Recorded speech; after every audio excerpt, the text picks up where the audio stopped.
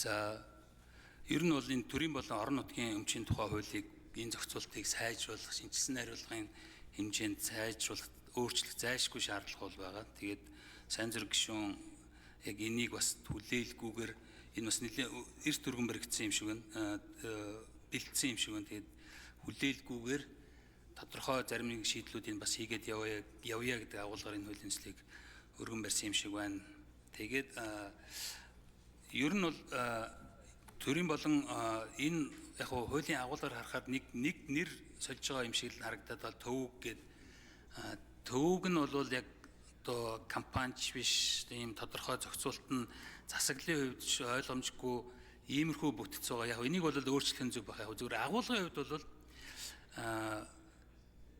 энэ цогцоор нь төрийн болон орон нутгийн өмчийн тухай хуулийн ажлын хэсэг гараад ажиллаж чад. Тэгэхээр энэтэй бол нь уялдуулаад энэ өөрчлөлтүүдэд бас оруулаад явуучвал гэсэн нэг тийм санаа байгаа. Тэгэхээр энийг сайн зураг гишүүнээс бас энэ хуультай яаж уялдах юм, тэгээд энэ хуулийн цаг хугацаануудын хоорондын уялдаа энэ төрүүлж энэ хууль батлагдсанаар ямар ач холбогдолтой гэдэг нэг ийм асуулт байна.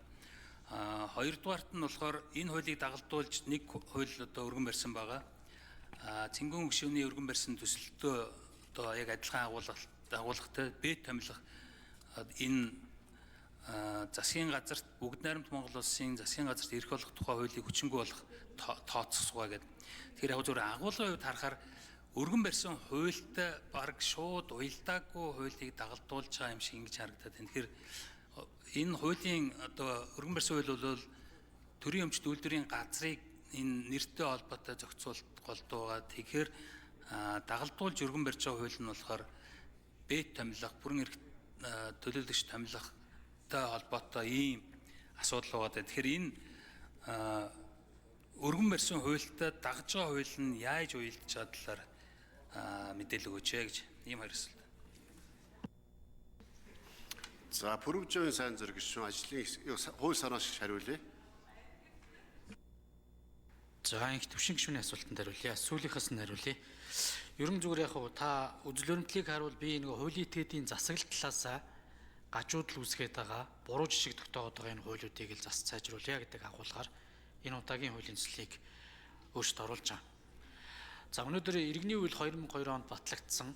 Үүн дээр бол одоо ашигын төлөө хуулийн этгээдийг компани нөхөрл хэлбэрээр байгуулнаа. Энэ нь төрдчихсэн хамаатай шүү гэдэг зүйлийг маш тодорхой заагаад өгчөөд байхад социалист эрх зүйн тогтолцооноос үлдсэн төрийн өмчт үйлдвэрийн газар нэртэй яг таны ярьж байгаа шиг засаглал нь ойлгомжгүй. За өнөөдөр одоо компани хэлбэрээр дор хаяж байгуулахад их хэмжээний хилцэл байгуулахыг тузаасаа зөвшөөрөл авч шийддэг байхгүй. Тэгэхээр өнөөдөр төрийн өмчт үйлдвэрийн газар дээр энэ жишээ нь зарчим үйлчлэх юм уу гэдэг нь маш ойлгомжгүй байна. За эргээд энэ тузын хяналтууд бас хуулийн этгээдийн засаглал дээр орж ирдэг. Энэ хяналтууд нь ойлгомжгүй байна. Бизнес төлөвлөгөөг одоо батлах, хэрэгжүүлэх, энэний одоо явцыг дүгнэж тодтгол хийх асуудал бас ингээд тодорхойгүй байх жишээний. Үүний цаана магадгүй төрийн болон орон нутгийн өмчт компани одоо засаглалаас шалтгаалаад одоо өмч үнгүүдэх, эрсдэл үүрэх, алдагдал хүлээх гэдэг юм уу. За ерөн зүгээр цаашдаа бидний бас томоохон бодлогын бишрүүнүүд зорчоод байгаа олон нийтийн болгох үйл ажиллагаан дээр бас ингээд цаг хугацаа алдах ийм зүйлүүд байгаамаа. За хоёрдугаар бэдийн үйл бол үндсэндээ бас нэг засаглалыг хажуудуулж байгаа нэг хууль байсан 91 оны хууль. Би бол хувьдаа бас тэгж боддог. Тийм учраас уг асуудлыг энэ онц байдлын хуулиараа явах ёстой. За ерөн зүгээр цаашдаа төлбөр санхүүгийн үед бас хүндрэлтэй болж байгаа төрийн болон орон нутгийн өмчт компаниуд дээр бол төлбөрийн чадваргүйдлийн буюу дампуурлын хуулиараа л явах ёстой байхгүй. Дампуурлын хуулиараа тэр гүйцэтгэх захирлыг чөлөөлөөд за эргээд шүүхийн оролцоотой байж болно. Эсвэл төрийн өмчт компани дээр арай урьдчилан шийдвэрлэх гормоорой гэдэг юм уу. Хувьцаа эмзэг шиг хэрэгжүүлэх байдлаараа ингээд захирлыг солиоч гэдэг юм уу. Бас тодорхой компанийг одоо сэргээх, дахин төлөвлөх одоо тийм үйл ажиллагаануудыг бас авч хэрэгжүүлэх боломж нь бол байгаад байгаамаа.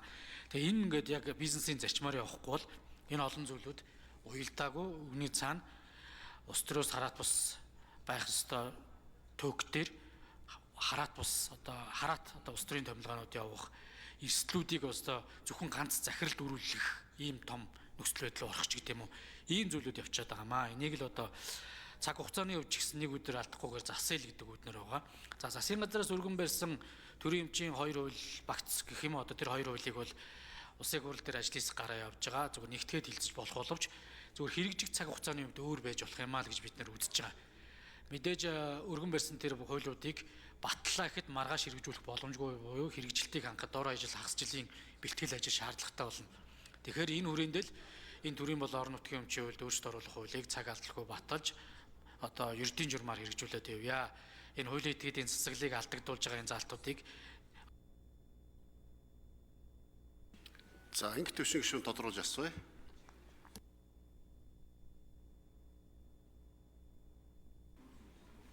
Би нэг танин мэдгүй шинжтэй бас зүгээр асуулт байна. Одоо жишээлбэл үзэл баримтал энэ хууль тогтоомж дагалдуулж өргөн барьж байгаа хуулийн төслүүд дээр энэ яг сайн гишүүн хариулах юм болов уу их хурлын тамга зас ч юм уу. Дагалдуулж өргөн барьж байгаа хууль нэг үзэл баримтлалын хүрээнд нэг нь одоо өргөн барьж байгаа хууль нь болоод дагалдах яг нэг жил одоо би болохоор энэ бэд томилохын хууль болон энэ төрийн болон орон нутгийн өмчийн тухай хоёр хууль маань нэг үзэл баримтлалын хүрээнд ижил агуулгатай юм хуулиуд байгаа байхгүй. Тэнгууд нь нэгийг нь өргөн бариад нөгөөдхийг дагалдуулах иймэрхүү байдлаар ер нь явдсан бол би бас цаашаа бас хууль өргөн барихтаа энийг бас нэг ойлгож юу тодруулъя гэж бодод. Юм харахаар ингээд яг ийм дагалдуулж байгаа биш нэг охин биш яг ингээд юу хүүхдэн биш ийм яг ижлэх ингээд ийм аав ээжүүд зэрэг яваад байгаа байхгүй. Тэр энийг нэг тайлбарлаж өгөөч. Юуг яг дагалдуулж болдгийг ингээд юуг дагалдуулж болдгийг. За бүгд найрамдах Монгол Ард улсын бэд томилох тухай хуулийг хүчингүй болох хуулийг бол бие даасан хуулийн нэмэлт өөрчлөлт байдлаар цэнгийн өнгөш өргөн барьсан. Сайн зэрэг гишүүн болохоор төрийн болон орон нутгийн өмч компани тухай хуулиуд өөрчлөлт оруулах хуулийг дагалдуулж өргөн барьсан. Ер нь бол альва хууль тогтоомжийг нэмэлт өөрчлөлтүүд оруулахдаа бол нэг хуулинд өөрчлөлт оруулахаар одоо хууль санаагчдад юм хэзээ ч гишүүн одоо хууль санаагч санаачилж болно. Энийг бол хэлэлц хэсгийн шийдэгтэй ингээд тус тусад нь хэлэлцээд хэлэлц хэсгийн шийдэгдээ дэмжигдээд явсан тохиолдолд анхны хэлэлцүүлгүүд нэгтгэхэд явдаг юм дэгтэй. Тэр одоо татварын хуулинд өөрчлөлт оруулах олон гишүүн санаалсан байвал одоо бүгдийг хэлэлцэн шийдчихэд нэгтгэхэд явчих. За мөн одоо дагалтсан болон үндсэн болгож өргөн барьсан ижил хууль учраас үүнийг одоо хэлэлц хэсгийн шийдсэн дараа нэгтгэхэд явах ийм л зохицуулалтаар одоо бас хуулийг хэлэлцүүлж явж байгаа. Тийм болохоор та бүхэн бас дараа инх төвшин гишүүн цаашдаа хууль санаачлагтай болвол аль ч хуулийн дээр одоо хууль санаачлагч бүрийн эрхийн хүрээндээ нэмэлт өөрчлөлт болон шинжилсэн найруулга анхдагч хуулийн төсөл санаачилж болно. Ижил төстэй үзэл баримталтай болон нэг хуулийн дээр байх юм бол саяныхаар явна л гэж ойлгож. За сайн зэрэг хариулъя. инх төвшин гишүүн бас зөв асуулт асууад байгаа маа. Зүгээр нөгөө гуй дагуулж хүзүү гэдэг шиг юмнууд бас байх ч үе гэдэг боломжлын өрөөнд зүгээр асууж ийн гэж ойлгож байгаа. Би бол энэ хууль дээр бол итгэлтэй байгаа. Өөрөөр хэлэх юм бол яг хуулийн этгээдийн засаглалыг алдагдуулж байгаа асуудал бас хоёр ийм зүйл байна гэдгийг би тодтогч уялдаатайгаар нэг мэсэн засъя гэдэг одоо уялдаатайгаар оруулж иж байгаа. Өөрөөр хэлэх юм бол хуулийн этгээдийн иргэний үйл байхгүй төрөл хэлбэрээр хуулийн этгээдийг байгуулад байна. За дээрэс нь онц байдал юм уу дампуурлын хуулиар зохицуулах ёстой тэр бэт гинүү эсвэл одоо тухайн компани засаглал эдийн засгийн үзүүлэлттэй холбоотойгоор одоо хүндрэл үүслэхэд одоо тодорхой арга хэмжээ авах хүрээнд зохицуултуудыг бас 91 оны хуулиар зохицуулаад байгаа буруу. Ингээд үндсэн санаа нь энэ хуулийн этгээдийг зөв засаглалтай болгоё гэсэн л одоо нээлттэй болгоё, хариуцлагатай болгоё гэсэн хүрээнд уялдуулж орж ирж байгаа гэдгийг та бас ойлгоод би бас энэтэй хамааралтай учраас дагалдууд нэгийгээ дагж орж ирж байгаа гэдэг зүйлийг хэлэх нь зөв баг. За зүгээр хууль тогтоомжийн хуулиар хүчингүй. За инх төвшин гишүүн тодруулъя. Би яг бас яг эргэлзээ гарсангүй. Яг миний одоо бодлоор бол үзэл баримтал адилхан юу байсан ч гэсэн энэ хоёр тусдаа хууль өргөн барихаар юм шиг харагдаад байгаа байхгүй. Тэгээ бүгд юу бэдтийн тусад нь өргөн бариад энэ төрийн болон орон нутгийн өмчийг бас тусад нь өргөн барихаар төрийн болон орон нутгийн энэ төв гэдгийг өөрчилснөөр тэр бэдтийг өөрчлөх үндэслэл. Одоо жишээл би зөвшөөрлийн хуулийн ажлын хэсгээр ажиллаж байгаа. Тэгэхэд зөвшөөрлийн хуулийн дээр өөрчлөлт орсонтой уялдуулж бусад хуулиуд өөрчлөлт орж байгаа болохоос биш. Тэгээд нэг яг ийм агуулгын хувьд бол зөвшөөрлийн харилцааг өөрчлөхийн тулд тэгээд тусдаа дахиж өөр хууль хөндөхгүй байгаа байхгүй. Тэгэнгүүт одоо энэ сая өргөн барьж байгаа хуулийн дагалдж байгааг нь болохоор зэрэг өргөн барих хэрэгтэй юм шиг надад харагдаад байна. Тэгэхээр энийг одоо тэр эргэлзээ саяын хариултуудаас бас авч гаргаж чадсангүй л дээ. Дахиад тодруулж өгөөч. За сайн зэрэг гişүү хариулъя. Ийм л байгаа их төвшин гişмэ. Ер нь бол төрийн өмчт үйлдвэрийн газар гэдэг асуудлыг иргэний үйлийнхаа концептэд нийцүүлээд компани хэлбэрээр цаашдаа явъя гэж байгаа бол энэ компани хэлбэрт бас уучраад байгаа яг энэ засаглалыг алдуулж байгаа хуулийг бас хамт засах хэрэгтэй байхгүй. Ерөөсөө л энэ компани дээр тодорхой хэмжээний эдийн засгийн үзүүлэлт муу байна. Энийг одоо бас асуудал байна гэвэл тухайн нюансыг кейс болгоно авч үзээ. Нэг бол онц байдлын хуулиар тогтоох ёстой, нэг бол дампуурлын хуулиар шийдэх ёстой. Гэтэл 3 дахь хууль нь бас гарч ирээд байгаа. Тэгэхээр энэ хоёр ч өөрөө уялдаатай асуудал учраас одоо нэг талдаа нэг хуулийн тоондоо бас олон хууль өргөн барих гэдэг шаардлагагүй шүү дээ. Уялдаатай асуудлыг нэг цогц байдлаар хилцүүлээд одоо шийдвэрээ гаргуулад явъя гэсэн байдлаар уялдаж орж ирж байгаа. Тэрнээс биш октоосоо ингээд бас хоёр өөр асуудал гэж би үзэхгүй байгаа. Өөрөөр хэлэх юм бол компани болсонтой холбоотойгоор компани асуудлыг тодорхой зохицуулсан төрийн болон орон нутгийн өмч болон компани хуулиас давж дахиад компани засаглалыг эвдээд байгааг энтэйгээ цэгцлэе гэсэн зарчмыг хадгалж байгаа байхгүй. За, зочин танилцуулъя. Улсын их хурлын гишүүн Сүхбаатарын Эрдэнэболд, Болдын Жавхлан, Далайнбатбаяр, Цэвэг Доржин Туваа нарын урилгаар Дархан уул аймгийн Хонгор сумын 14-р сургуулийн багш ажилчид Улсын их хурлын үйл ажиллагаа төрийн ордонтой танилцж байна. За, манай хойд бүсээ сонгогдсон гишүү төвийн бүсээс тийм ээ сонгогдсон гишүүдийн урилгаар одоо оролцож байгаа юм байна. Гишүүд маань одоо энд сууж байна. Тэгээд та бүхэндээ Улсын их хурлынхаа нийт гишүүдийн нэрийн өмнөөс ажилтны амжилт, амьдралд нэрвүүлэх сайн сайхан бүхнийг хүсээрөөё. Идэвхтэй сууж ш манай гишүүд. За, Цогтбаатар гишүүн Далайнбатбаяр гишүүрийг онцолж ажилласаа хийж байгаа шүү гэж шүү. За, Батбатар гишүүн асуултаа асууя. За, энэ үеийн төсөл чиглэл нь бол ерөнхийдөө зөв рүүгээ явж байгаа юм аа. Гэхдээ бас дутуу асуудлууд байна. Иргэний зэрэг ногоо намын даргын үед тэгэхэд бид нар бол бизнесийн салбар буюу ашигын салбарт засгийн газар иргэдтэйгээ өргөцөлдөх ёсгүй гэж үздэг юм. Засгийн газар иргэдтэйгээ ашиг хуваалцахын төлөө зах зээлийг эзэлж ингээ бизнесийн үйл ажиллагаа явуулах нь буруу гэж үздэг юм. Яг энэ хуулийг би бол буруутгаж хэлэхгүй. Гэхдээ бол нөгөө засах ёстой зүйл байгаа. Замын дунд дугуй агарчвал дугуйгаа хийлээ явж гэн гэдэгтэй л адилхан хийлээд нөхөд явж байгаа л ийм л байл. Тийм болохоор бас их хурлын дараад энэ ажлын хэсгүүд дээр бас зарим зүйл дээр нь оролцох хэрэгтэй юм байна. Нөгөө засагт байсан учраас ажлын хэсэгт орж чадаагүй асуудлууд байгаа гэдэг. Тэгээд хуулиас асуух зүйл байна. За, төрийн өмчт үйлдвэрийн газрыг төрийн өмчт компани болгох нь зөвхөн нэр томьёоны өөрчлөлт үү? Нөгөө засаглал хариуцлагатай ашигт ажиллагаа, өөр төлбөр, ногдол ашиг, тууцын хараат бус байдлыг бодитоор өөрчлөх реформ нь хаана байна? Хэрвээ бодит реформ гэж үзэж байгаа бол энэ төрийн өмчт компани болсон байгууллагууд заавал мөрдөх шалгуурууд одоо худалдаа авалт, дийлд, доод байдал, өрийн сахилга, хөрөнгийн өгөөж гих мэтээр ингээд энэ үйлд яагаад тусгаж оруулах чиглэлд яваагүй юм бэ гэдэг асуулт байна.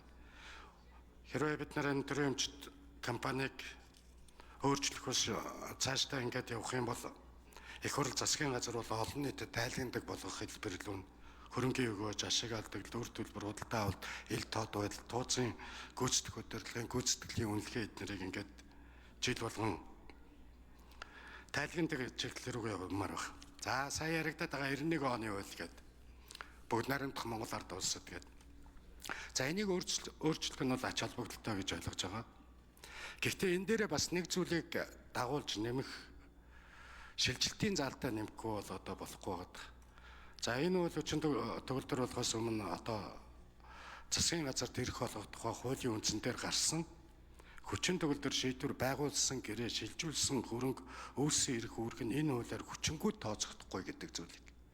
Сүүлд ингээд эрх болгосон бэдүүдийн хийгдсэн гэрээ гаргасан шийдвэрүүд энэ хуулийг алга болгосноор тэдний гаргасан шийдвэрүүд ард нь нөгөө үр дагавар үлдэх тэрийг хянах тогтолцоо байхгүй болгоод хуулиар хагаа аячих вэ гэдэг ийм болгоомжл бас давхар төрж байгаа.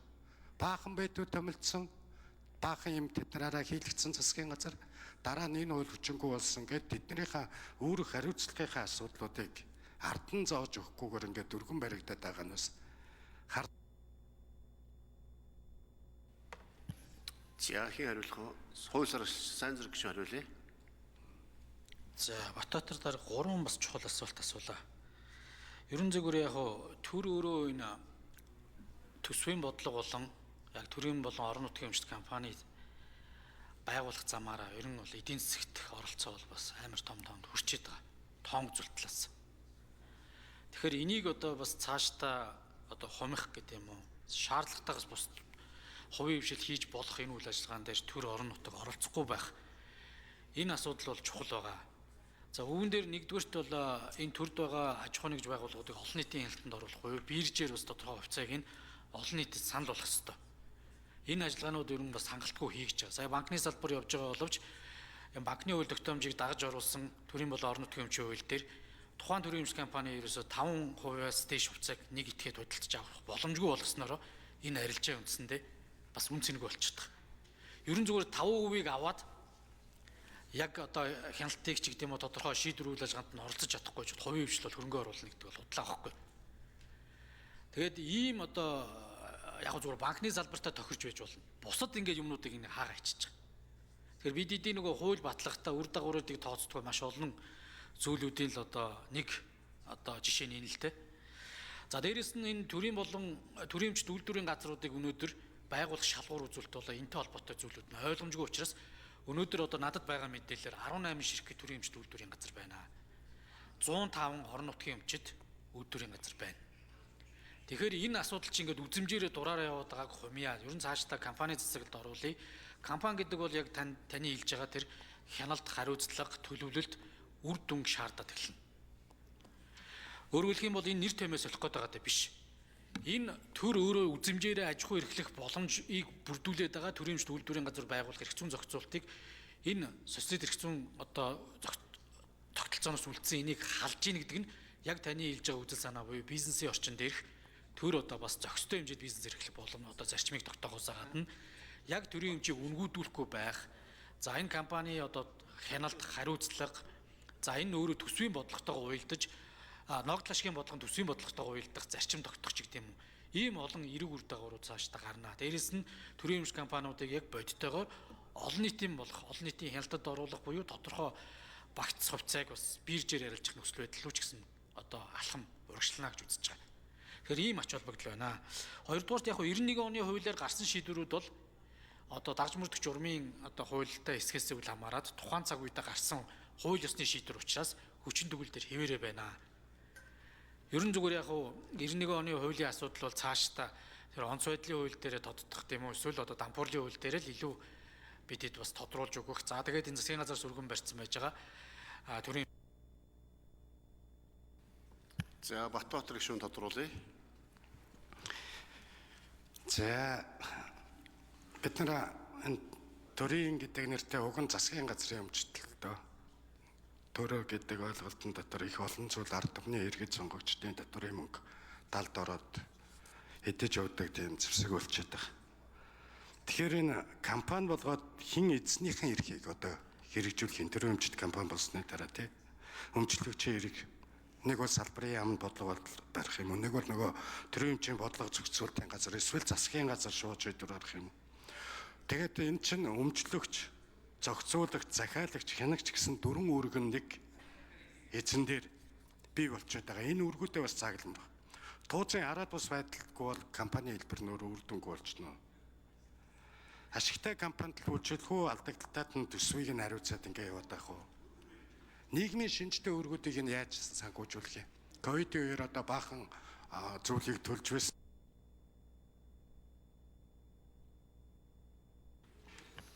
За сайн зэрэг шааруулъя. За эзэн гэдэг бол ерөнхийдөө өмчийн эзэн бол улсын хурл, ард түмний өмнөөс одоо энэ эрхийг бол улсын хурл хэрэгжүүлж байгаа. За энэ эрхийг тодорхой төвшөнд шат чатанд нь төрийн байгууллагууд шилжүүлж өгч байгаа.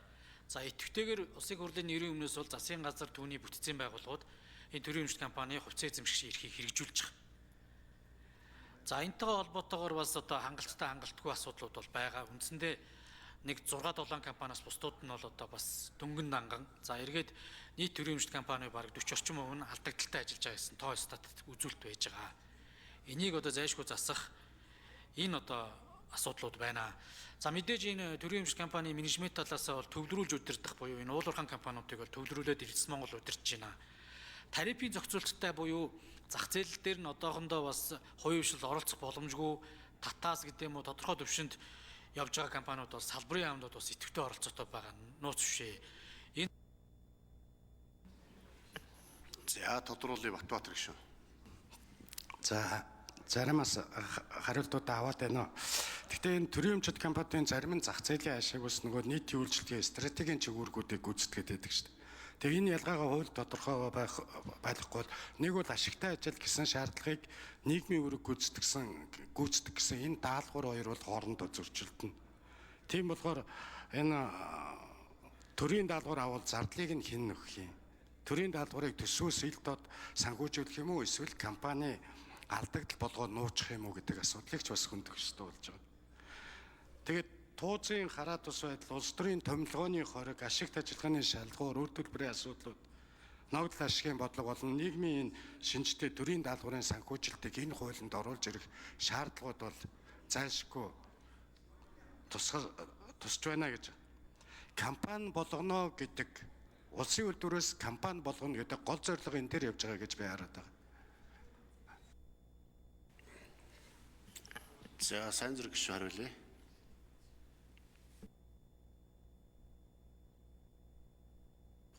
За таны яг зарим хөндөгдөд байгаа асуудлууд цогц байдлаараа засгийн газраас өргөн барьсан байгаа нийтийн өмчийн болон төрийн өмчит болон орон нутгийн өмчит компани засаглал бүтээмж ил тод байдал засаглалыг сайжруулах тухай хууль дээр шийдэгдэнэ.